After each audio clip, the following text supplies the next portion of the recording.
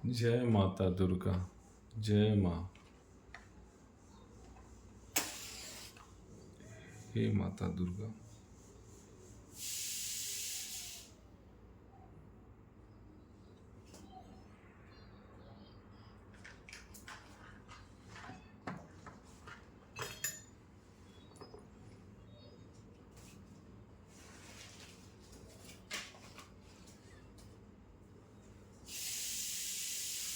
ओम सर्वमंगल मांगल्ये शिवे सर्वार्थ साधिके शरण्ये त्र्यंबके गौरी नारायणी नमस्तुते। ब्रह्मरूपे सदानंदे परमानंद स्वरूपिणी द्रुत सिद्धि प्रदे देवी नारायणी नमस्तुते। ओम सर्वमंगल मांगल्ये शिवे सर्वार्थ साधिके शरण्ये त्र्यंबके गौरी नारायणी नमस्तुते। ब्रह्मरूपे सदानंदे परमानंद स्वरूपिणी द्रुत सिद्धि प्रदे देवी नारायणी नमस्तुते। नारायणी नमस्तुते। श्री दुर्गा कवच चंडी पाठ।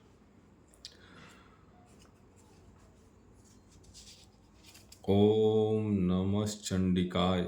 मार्कंडे ऋषि बोले, हे पितामह, आप हमें कोई ऐसा परम गुप्त साधन बताइए जिसके द्वारा मनुष्यों की सभी प्रकार से रक्षा हो और जो अभी तक आपने किसी को बताया भी न हो। ब्रह्मा जी बोले, हे विप्रवर, इस प्रकार का साधन तो परम पवित्र एवं परम गुप्त देवी जी का कवच ही है। इसी से प्राणी मात्र का कल्याण एवं सब प्रकार की रक्षा होती है। सो सुनिए, देवी जी की 9 मूर्तियों के नाम इस प्रकार हैं। पहली शैलपुत्री, दूसरी ब्रह्मचारिणी, तीसरी चंद्रघंटा, चौथी कुसमांडा, पांचवी स्कंद माता, छठी कात्यायनी, सातवीं कालरात्रि, आठवीं महागौरी और 9वीं सिद्धदात्री है। जो मनुष्य अग्नि में जल रहा हो, युद्ध भूमि में शत्रुओं के मध्य फंस गया हो अथवा घोर संकट से ग्रस्त हो, वह मनुष्य भगवती के शरण में पहुंच जाए तो उसके घोर से भी घोर संकट नष्ट हो जाते हैं। रण में कोई भी अमंगल नहीं होता, कोई आपत्ति नहीं आती, शोक दुख भय आदि कुछ भी नहीं होता। जो भक्ति भाव से देवी जी का स्मरण करते हैं उनकी सभी प्रकार से उन्नति होती है। हे भगवती, जो भी आपका स्मरण करते हैं निसंशय उनकी आप रक्षा करती हो। प्रेत की सवारी करने वाली चामुंडा देवी हैं। वाराही महिष पर, ऐन्द्री हाथी पर, वैष्णवी गरुड़ पर, माहेश्वरी बैल पर, कौमारी मोर पर और लक्ष्मी देवी जी कमल के आसन पर विराजमान हैं। श्वेत रूप धारण करने वाली वृषभ के वाहन वाली ईश्वरी देवी हैं। हंस पर चढ़ी हुई सभी आभूषणों से भूषित ब्राह्मी देवी हैं। इसी प्रकार अनेक प्रकार के रत्नों से विभूषित सभी योग शक्तियों से संयुक्त ये सब माताएं हैं। सभी देवियां क्रोध युक्त रथों पर सवार होकर दर्शन देती हैं। ये शंख चक्र गदा शक्ति हल मूसल खेटक तोमर परशु पास कुंत त्रिशूल उत्तम सारंग धनुष इत्यादि अस्त्र शस्त्र दैत्यों के शरीर नाश के लिए, भक्तों को अभय देने के लिए एवं देवताओं के हित के लिए धारण करती है। हे महारौद्र, हे महाघोर पराक्रम वाली, महाबल महान उत्साह वाली, घोर से घोर भय का विनाश कर देने वाली देवी जी, आपको नमस्कार हो।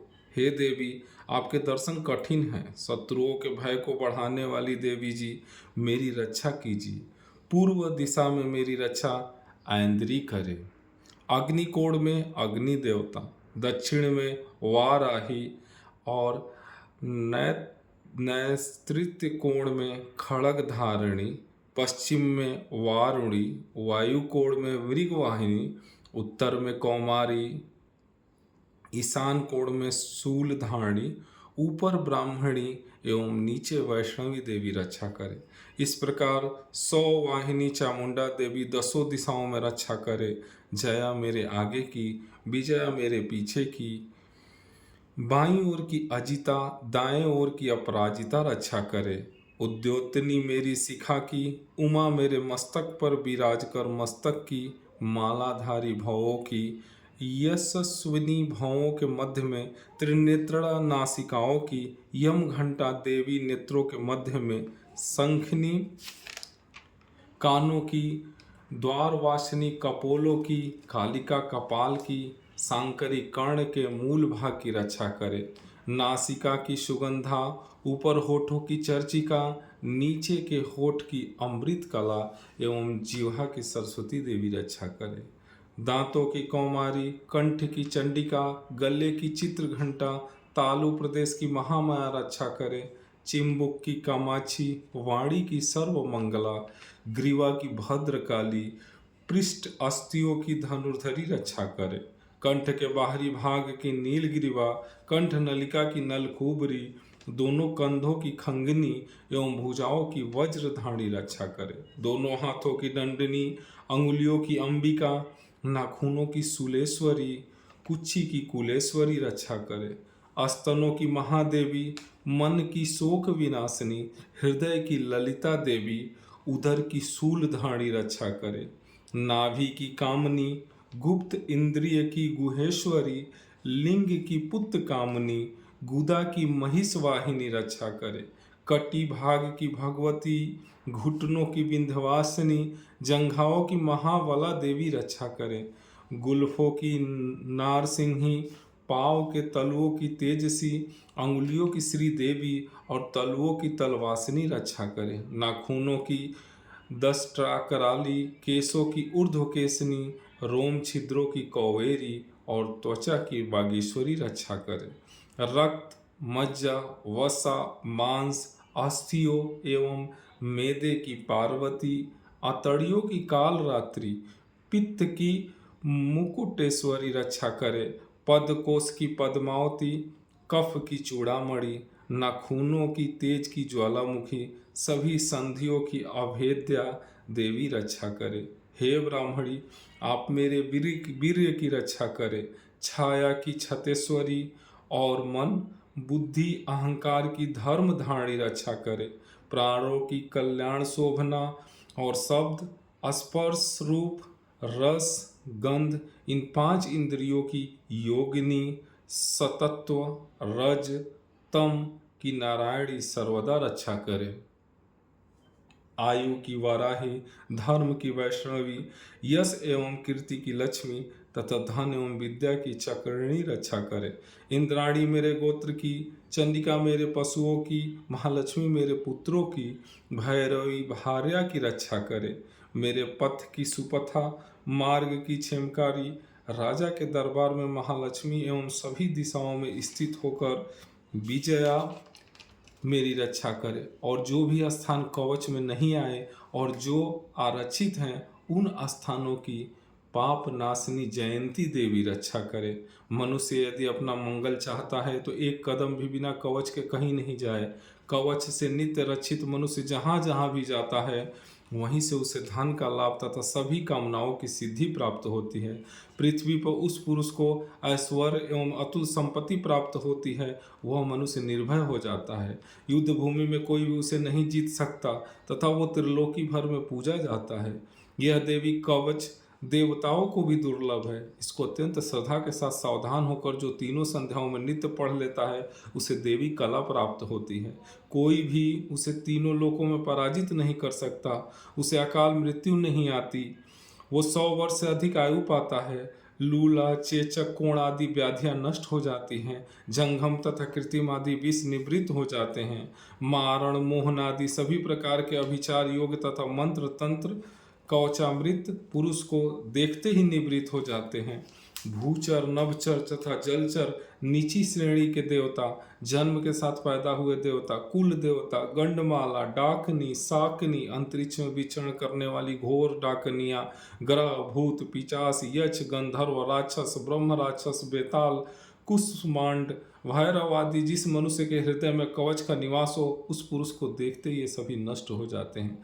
राज सम्मान प्राप्त होता है। यह कवच उसका तेज, यश और कीर्ति बढ़ा देता है। चंडी पाठ करने वाला पहले कवच का पाठ कर लेवे। जब तक पर्वत, वन, काननों के साथ यह पृथ्वी टिकी हुई है, तब तक ऐसे पुरुष की संतति इस पृथ्वी पर टिकी रहती है। कवच का पाठ करने वाले को देहांत होने पर महामाया की कृपा से देव दुर्लभ परम स्थान की प्राप्ति होती है। सुंदर रूप का पाकर वो सदा शिव के साथ आनंद पाता है। हे माँ दुर्गे, जय माँ दुर्गे।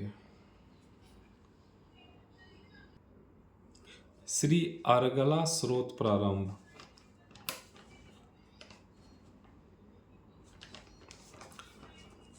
अर्गला स्तोत्र।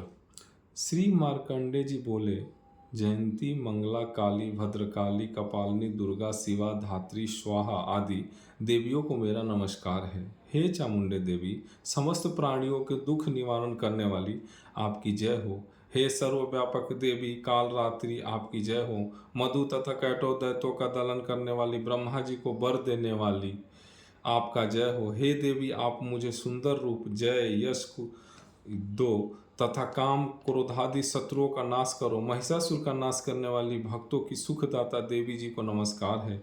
मुझे रूप दो, जय दो, यश दो, शत्रुओं का नाश करो। हे रक्त बीज का वध करने वाली, वध करने वाली देवी और चंड मुंड असुरों का विनाश करने वाली माता, मुझे सुंदर रूप, जय, यश दो, शत्रुओं का वध करो। हे शुंभ निशुंभ धूम्राक्ष नामक दैत्यों का माद मर्दन करने वाली, मुझे रूप दो, शत्रुओं का नाश करो।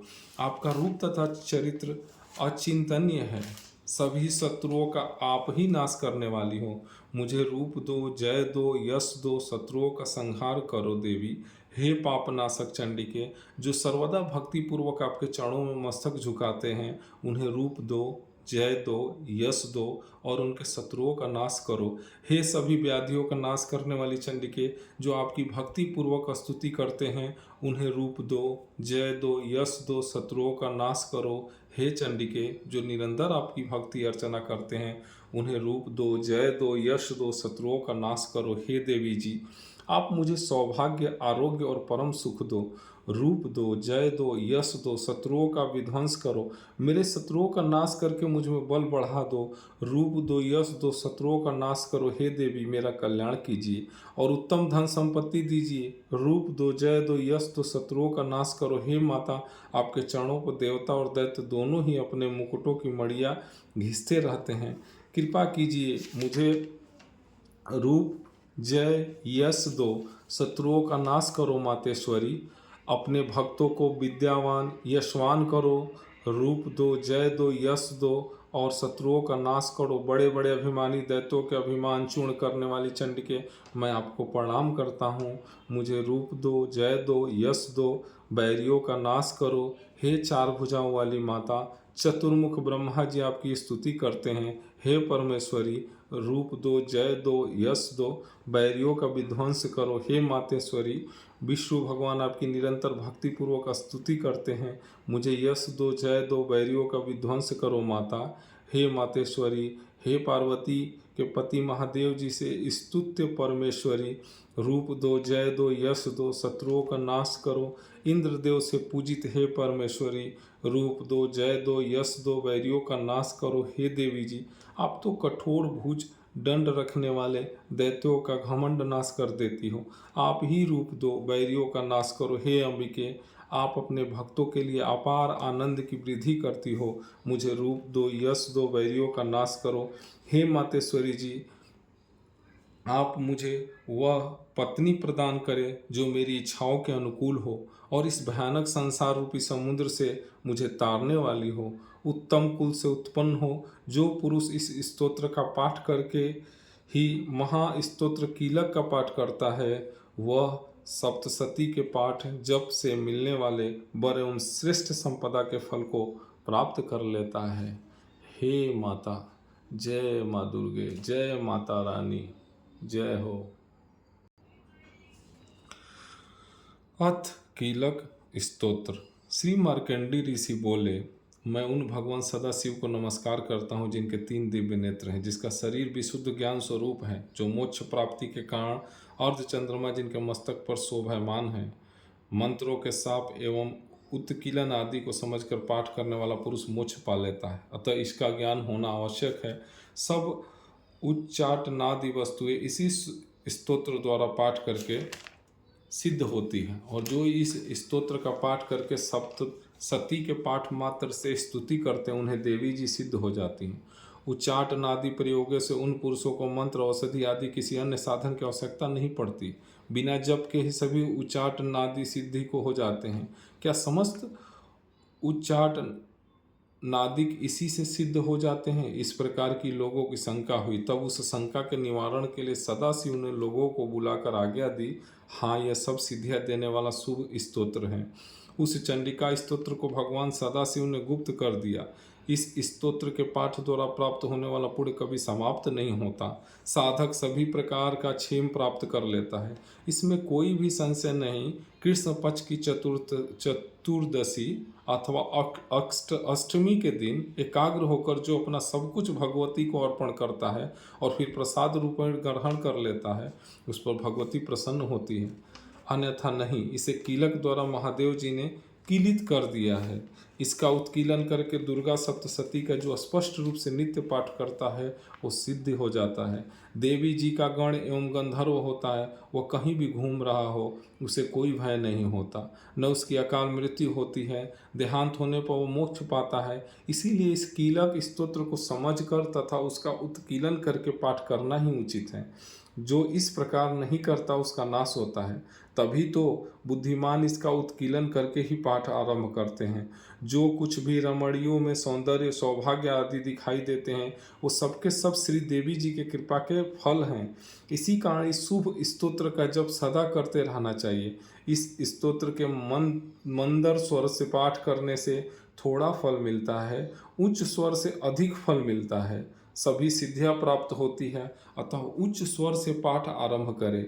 जिन भगवती की कृपा के द्वारा सौभाग्य, आरोग्य, संपत्तियां, शत्रुनाश तथा परम मोक्ष की प्राप्ति होती है, उस जगत की माता की स्तुति अवश्य करनी चाहिए।